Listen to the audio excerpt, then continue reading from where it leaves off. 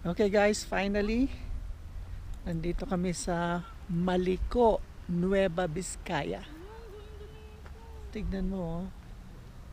Ay, Pangasinan pa ba to? Oo, Pangasinan.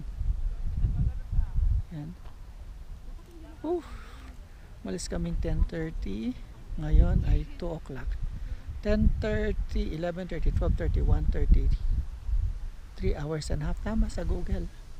It's 151 kilometers from our place. Yun na, sulit naman, no? Kasi Raquel, nag-enjoy siya.